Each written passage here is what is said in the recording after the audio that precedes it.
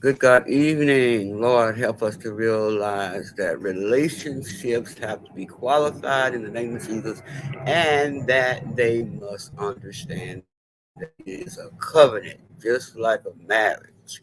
So, Father, help us today. Anyway, I want to give you really, really quick some nuggets that I think is important for you to hear about this particular chapter 18. Thank you for joining me. And this is going to be part one.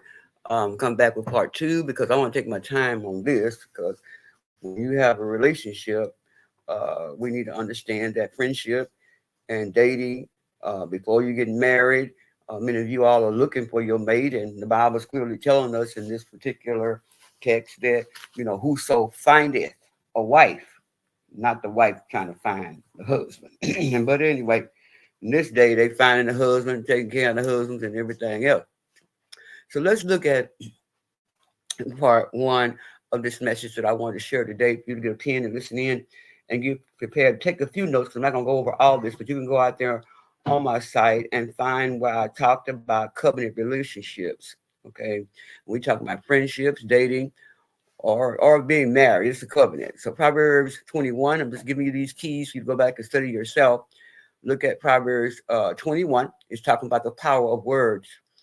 Talk about the tongue had the power to give life and death, and those who love it will eat the fruit thereof. You might be eating the fruit of always negativity about your own self, and that could be why things ain't working out. Words carry immense power, and so they can build you up and build yourself up. You can destroy yourself and allow other people to speak the wrong thing and pull you down to discouragement and jealousy. Number two, in verse two, it's talking about seeking and understanding.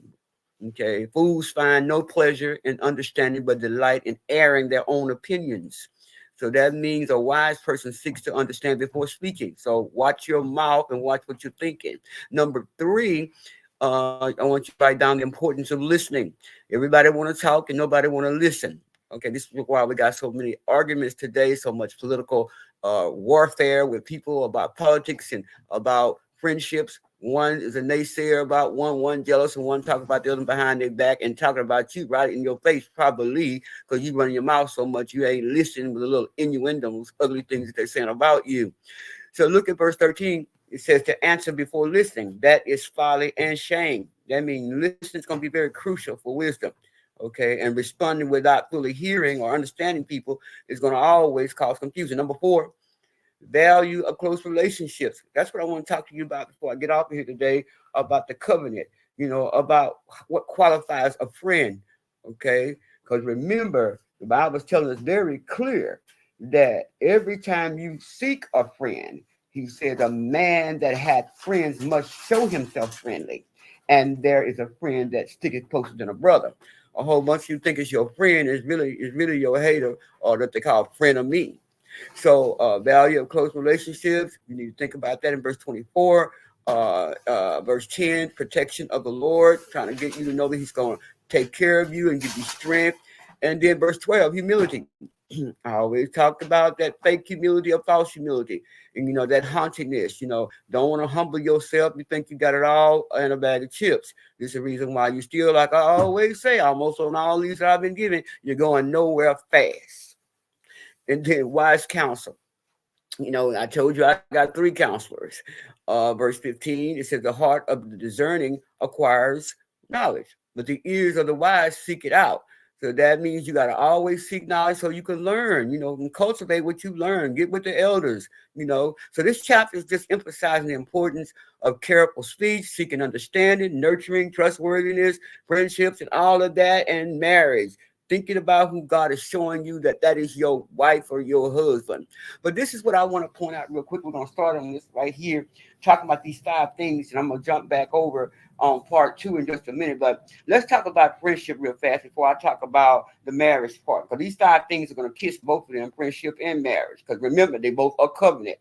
Okay, so number one, friends help. You got a whole bunch of them that don't want to help and do nothing. All they want is to hand out and acting like that you owe them something just because they're connected to you, or they remind you of things that they've done for you. Okay, friends don't do that. They just give and want to make sure that you all are in that giving mode of love and not, usury. Number two is friends sacrifice. A whole bunch of friends today, they don't sacrifice. Love is never expressed until you sacrifice or demonstrate. A true covenant relationship will cost you something, sometimes everything, because you will let them know, just like Jesus is our friend. He died on the cross, but who would lay their life down for a friend? Okay, many have done it, but God has shown protection in that. But it gets bad when a friend doesn't sacrifice. They try to make your name bad, or they demonstrate laying down their own life to cover themselves. Meaning, I'm gonna lay you down on the cross, and I'm gonna make sure I cover myself first. And then the third thing, friends confide. Okay, friends confide. That means this person will share with you secrets, intimate things that you don't have to worry about it going nowhere else. And a real friend forgive fast. Okay, they don't keep on hating and faking. A real friend is gonna correct you. Okay, they're gonna make sure that these matters that mean a lot to them, they're gonna make sure that everything that even look like a breach between you all, they're gonna try to close that thing on. They're gonna try to close it up. Okay, so if you have a covenant relationship with a friend, this means that you have the right to correct them. That means that you know what is not right, and you're not going to withhold the thing. And you're going to make sure that they get the information so they can become better, and then you're going to affirm them. That's the other thing. A true friend, they affirm you with positivity. They lift you up. They celebrate you. They don't try to talk behind your back or pull you down. This is a covenant friend. You need to choose people in your tribe. Like I always say, get with your kind.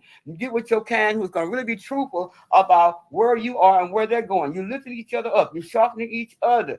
So how do you find a covenant friend in Dr. Murphy? Well, you got to first desire to be a friend. Okay, you got to ask the Lord to help you discern where am I in this friendship, or is this person really a covenant friend, or are they just somebody that we trying to ride along each other, for whatever reason, money, friendship, connections, and all of that.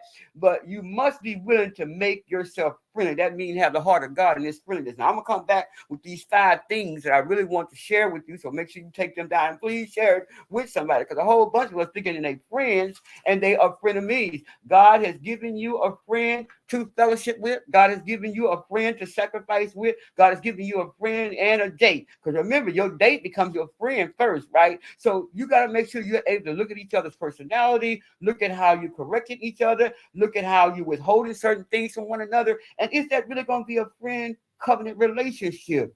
Remember, friends confide, friends protect, friends cover the naked places. Friend is not going to let you be all exposed. But these first 5 things I'm going to share with you and get off of here. I'm going to start with the first one, and I want you to jump on back on part 2 when I'm coming back with the other 4.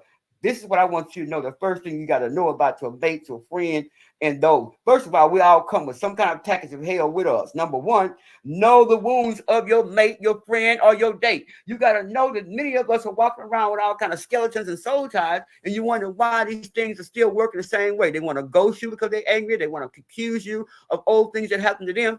So they ghost you or they go away. I'll be right back. So we're going to talk about number one, a friend or a mate. In any relationship, you got to know the wounds of that person to continue to do anything in an intimate way, to know your business or know anything about who you are or where you're going, because some of them, they're not interested in where you're going. Remember what I always say. How are you going to expect someone to be your friend? How are you going to expect someone to be there for you? Stop expecting loyalty. Stop expecting somebody to be authentic from these people who can't even give you honesty. I got to go. I'm on part 2 and just real quick. Please stay tuned.